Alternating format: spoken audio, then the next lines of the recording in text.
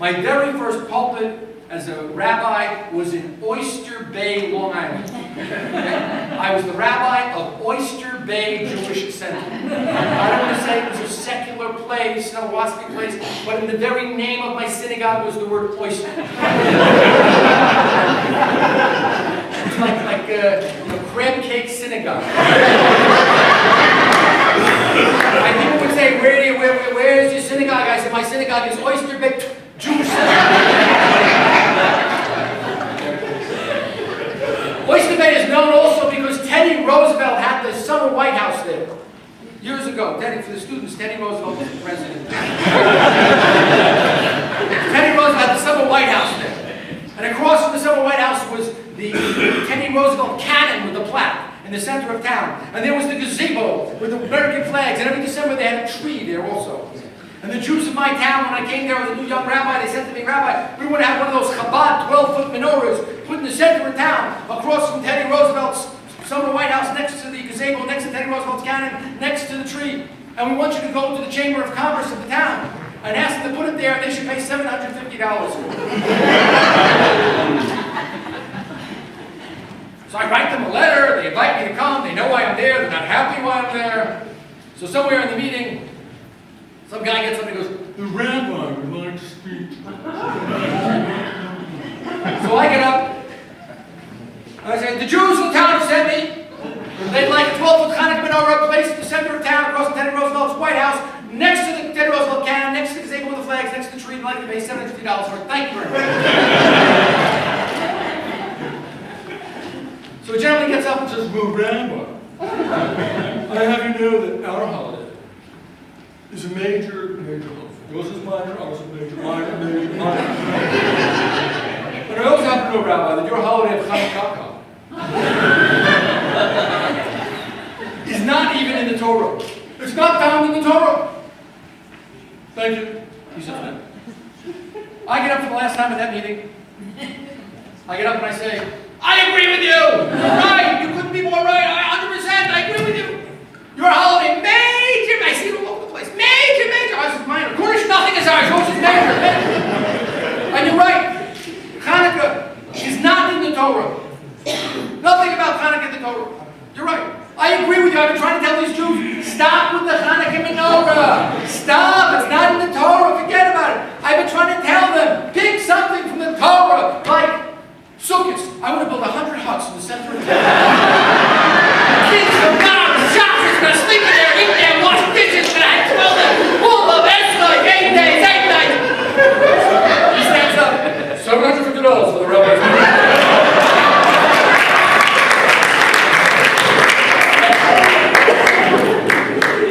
Go there today, you'll see the menorahs still there. All right, so we're going to conclude with a little mice here. It's something I think about every day, so I apologize. I'm not going to tell you this thing, and now you're going to have to think about it every day. What else you got? So, we were in Israel, my son and I. Yes, he was at the Chamayinot yeshiva in Israel. So it's funny. You normal audiences, you say Boston, people applaud. Hey, you're in Chabad yeshiva, people applaud.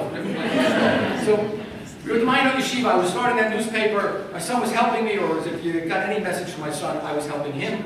So working on the paper, we have to sell ads to make the paper live. He's off with the Chamayinot yeshiva half the day. So on Hanukkah, they would take a busload of the boys of the Bochum and go up north 2 hours to an Israeli army base, and they were going to put tefillin on the Israeli soldiers. My son couldn't wait. This is the greatest thing in the world. He's going to go on an Israeli army base and put tefillin on Israeli soldiers. What could be better than that? Unbelievable. In the morning, he went with me to a meeting to try to sell ads at a hotel. Yada, yada, yada. I don't want to get into gory details. We ran over. We missed the bus. He didn't get to go. He's a good boy. He said, Abba, Daddy, wherever you go next, I'll join you. Don't worry about it. I felt terrible. I said, I'm going to Mike's place. It's a bar in Jerusalem. It's closed. We're going to the basement of the closed bar to try to sell an ad to the owner of Mike's place, whose name is Mike. So he comes with me. We're down in the basement of the closed bar.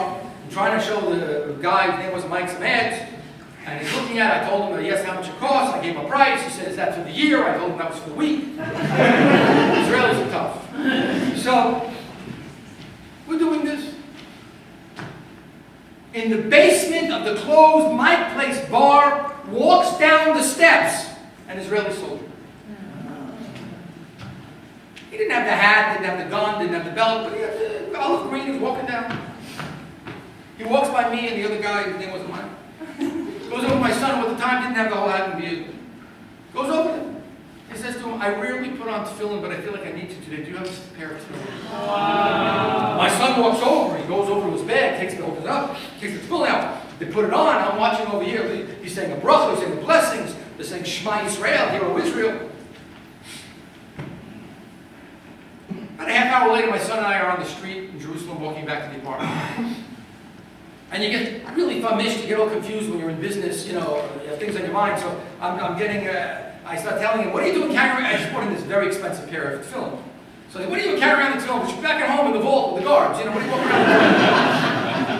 So he says, no, Uncle, remember I was supposed to go 2 hours north to the Israeli army base and put tefillin on the soldiers today, and that's why I was carrying it around.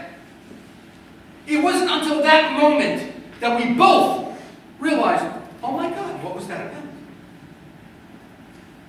You're supposed to put tefillin on Israeli soldiers. You missed the bus. And then in the basement of a closed bar in Jerusalem, a soldier comes down the steps and wants to put tefillin on. But Israeli soldiers walking along the street, never puts on tefillin. Rarely puts on tefillin. I need to get me some tefillin. And in all Jerusalem, the only place is a closed basement bar. So my son and I look at each other like, oh my God, we got chills. What happened? What was that? And then I figured it out. I figured out what happened. I know what happened. That wasn't a soldier. That was a malach. That was an angel. This is Yerushalayim. This is Jerusalem. That was an angel. Someone in the Shemayim in the heavens, they said, this boy needs to put tefillin on a soldier, get me an angel, put the uniform on it, and send it out! And if I know Jewish heaven like I think I do, they don't have the gun, they don't know what belt, they don't know what the shoes are, just send something olive green down.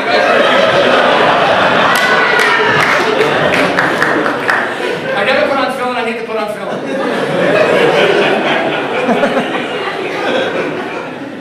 4 months ago, I told that story in Toronto, Canada. At the end of the event, after I sold many books and signed a good name,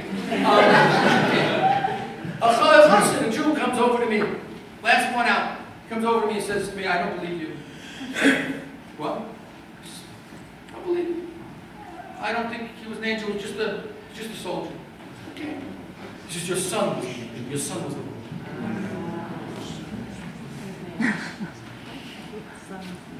Our children are the malachim. They're our angels. 25 years of spending time and energy to raise these angels to go out there into the world with their mission. And unlike angels, they have multiple missions that they're capable of. How much more so we have to invest in them, be part of it. This is what it's about. Our children, my son, your daughter, the children in the school, generations and generations and generations, they are the malachim. They are the angels. God doesn't have to create more angels to send them down. They're here already. Those are the angels. So we have to be emissaries of the Lubavitcher Rebbe. This is a Chabad event.